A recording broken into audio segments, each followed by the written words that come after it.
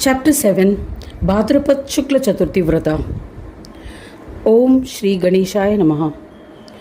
Dasharatha said, O sage Vasishta, you are an eminent Vedic scholar. I have listened to the exposition on the importance and glory of both Chaturthi vratas from you. Please describe their distinctive rituals and the stories associated with them. Who had observed this vrata in the past? What kind of siddhis or success did they achieve? Who amongst them was blessed with the darshan of Garjanana? Despite listening to the greatness of these vratas, I am not yet satisfied. Mudgalacharya recounted to Daksha what the omniscient sage Vasishta had said to Dasharatha. Vasishta narrated about the joy-giving vrata. Many eons ago, Shambhu and others had observed the Krishna and Shukla Chaturthi vratas by observing a fast. Thereafter, Swayambhu and others observed this all-siddhi bestowing vrata. Later, the Munis and men belonging to different castes began observing this vrata. Now we shall expound the importance of these vratas by narrating different legends. In ancient times, there was a king named Bharata. He was the son of Dushyanta. He was lustrous, courageous, valiant and skilled in weaponry. With his prowess, Bharata conquered the earth and became its sovereign monarch. He ruled the 7 continents of the earth with righteousness. Unfortunately, his kingdom suffered a devastating famine. All the subjects were frightened. The animate and inanimate were afflicted with dire consequences.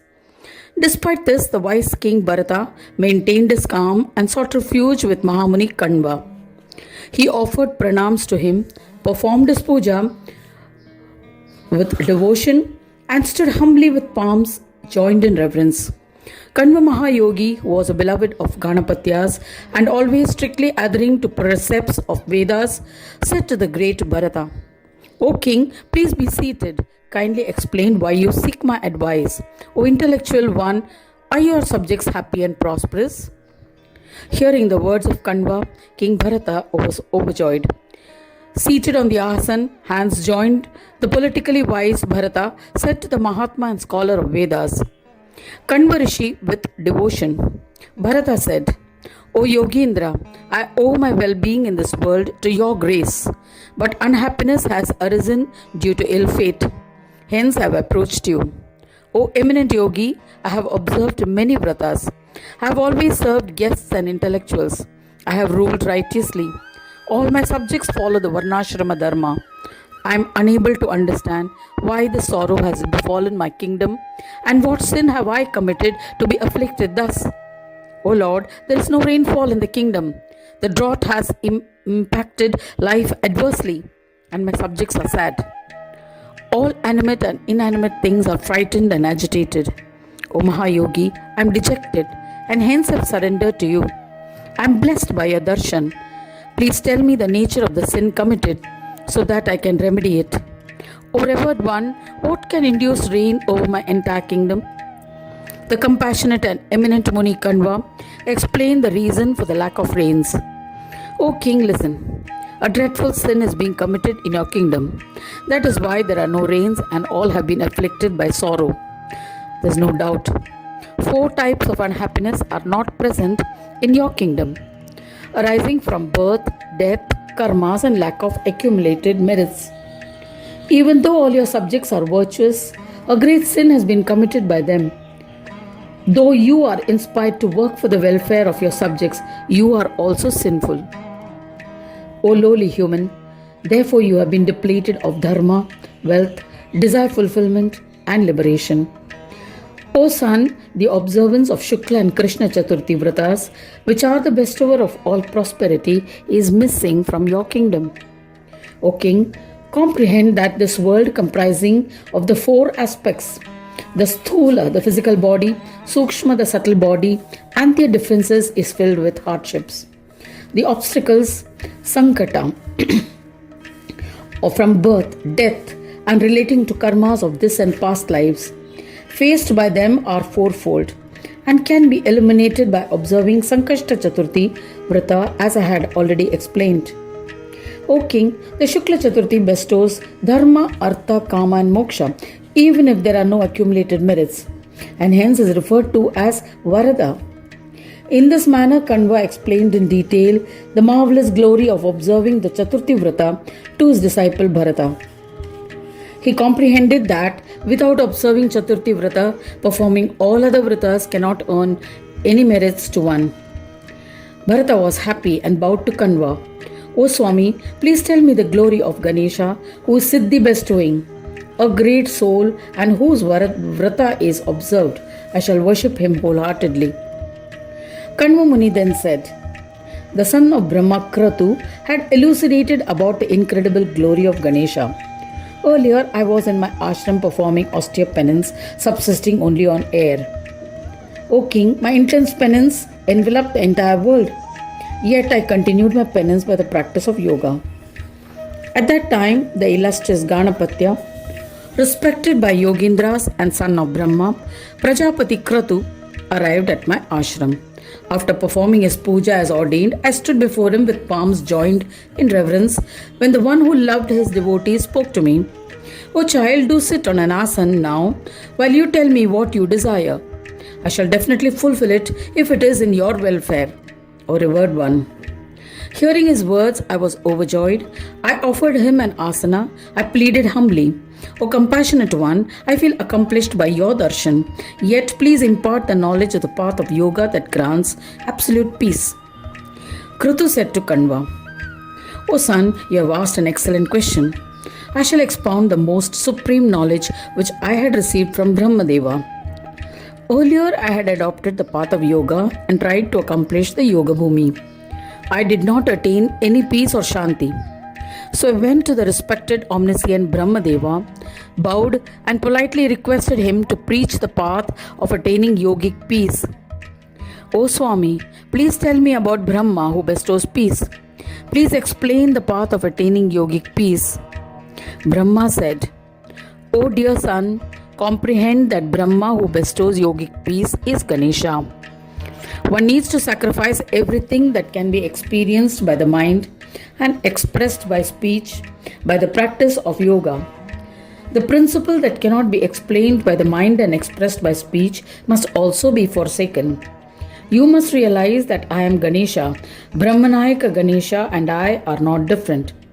All that can be experienced by the mind and expressed by speech, all that is manifest are represented by the syllable Ga. All that cannot be experienced by the mind and expressed by speech is represented by the syllable Na. This has been mentioned in the Vedas and has been accepted by all. The Lord of both is Ganesha. Vedas have mentioned that the union of Ga and Na is the Lord of Ganas, Ganapati. The Jnana that is attained through Samadhi Yoga and by the Chitta is represented by Ga. This has been said in the Vedas. What cannot be attained by the Chitta and is beyond the mind is represented by the syllable Na. When you sacrifice the Chitta by performing, formed by Jnana and Ajnana, knowledge and ignorance, you will attain peace. What I have revealed is the greatest enigma of the path of yogic peace. To attain peace, perform austerities towards Ganesha. I shall initiate you into the Ekakshara mantra of Gadanatha. You will attain Vignesha through the path of meditation with this mantra. There is no doubting it. Having explained thus, he initiated me into the Maha Mantra. O son, I bowed to him and then proceeded to a forest to practice yoga sadhana. I serially overcame the tendencies of the Chitta and merged Chitta into Chintamani. The Chitta became one with his form. As a result, I became reverential to Yogindras. Yet I was desirous of worshipping him. I continued meditation on Ganesha. Thereafter, Vignapati himself manifested and granted me his darshan. I offered my obeisances, performed his puja and extolled his praise. He blessed me with steadfast devotion. Since then, I have become an unwavering and venerated Ganapatya. Therefore, worship Ganaraja with desire to practice yoga. Saying this, the Mahayogi Kanva initiated me into the single-syllabled Ekakshara mantra with prescribed Vedic rituals and disappeared. Kanva then said, since then I have pleased Ganesha by meditating on the mantra and attained peace. Therefore, O king, you too should worship Vignapati with devotion and observe the Chaturthi vrata regularly, by which you will be blessed with union with divinity. Thereafter, Kanva Muni imparted the Ekakshara mantra to the king. After offering pranams to Kanva, the king returned to his capital city. On Shukla Chaturthi of Bhadrapad that followed, Bharata and all his subjects of his kingdom observed it with profound faith. He proclaimed that Krishna and Shukla Chaturthi vrata must be observed by all. Those who do not observe it will be punished. So everyone observed the Chaturthi vrata. Due to the merits earned, it rained. O Dasharatha, all the subjects became prosperous. They became free of disease and affliction. They worshipped Gananayaka. Bharata also worshipped Ganesha with single-pointed devotion and became the beloved of Ganapatyas. He handed over the reign of his vast kingdom to his son and retired to the forests. In the end, he ascended to Swananda Loka and became united with Brahma. His subjects also observed the Chaturthi vrata and, blessed with merits, ascended to Swananda. Not just humans, but insects and worms were purified when they met Bharata. He performed many yajnas, and with its merits, earth prospered. There was no king as meritorious as Bharata on this earth. Bharata was unmatched in knowledge, righteousness, and virtuosity. Sage Vasishta, who was narrating the story to Dasharatha, said, I have told you the greatness of Bhadrapad Shukla Chaturthi. O king, anyone who listens to this glory or reads it on Bhadrapad Shukla Chaturthi will be blessed with dharma, artha, kama and moksha, and in the end will attain union with the divine. It was on the day of Bhadrapad Shukla Chaturthi that Ganesha manifested in the heart of Shankara as a sun at noon while meditating. Since then, the Tithi has been claimed as the birthday of Ganesha. This Tithi is the bestower of the union with the divine. In the beginning of creation, the 5 chief gods installed a beautiful idol of Gananatha at the Mayur Kshetra at noon. On the auspicious Shukla Paksha Chaturthi of Bhadrapad, Ganesha incarnated as Mayuresha in the house of Shankara at noon. He was revered by all in remembrance of that day. On that day, Shankara, other devas and other devotees sculpt an idol of Ganesha from clay every year, worship him and observe festivities. They become free of all obstacles. The devotees who worshipped in this manner were blessed with happiness and in the end ascended to Swananda Loka and become one with the divine. The one who observes this vrata must perform Ganesha's puja at noon.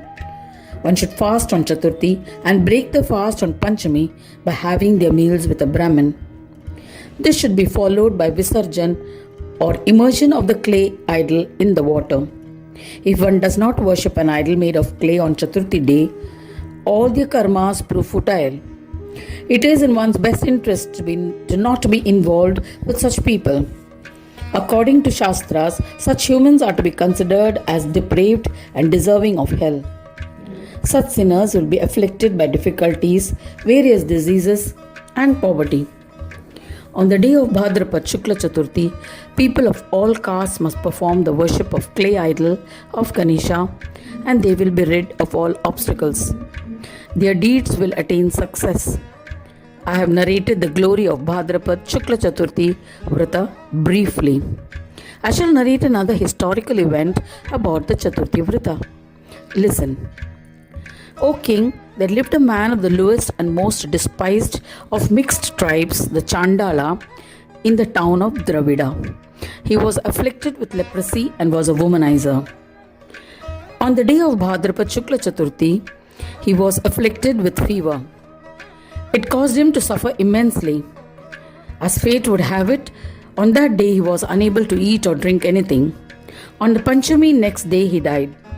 A heavenly plane arrived on that day to transport him to Swananda Loka. The wind that had touched his body blew to Yamaloka. This wind touched and blessed the sinful ones in Naraka. They became cleansed and ascended in an airplane to Swananda Loka. The Chandala also ascended to Swananda Loka and attained union with the divine. Even if this vrata is observed unknowingly, it can bestow merits.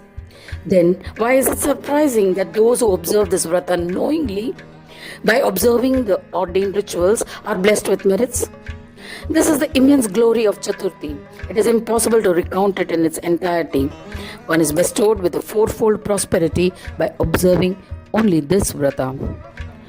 Mudgalacharya tells Daksha that after listening to the words of Vasishta, Dasharatha said, that wicked lowly culprit had not performed any puja of a clay idol of Ganesha, then how could he attain union with the divine?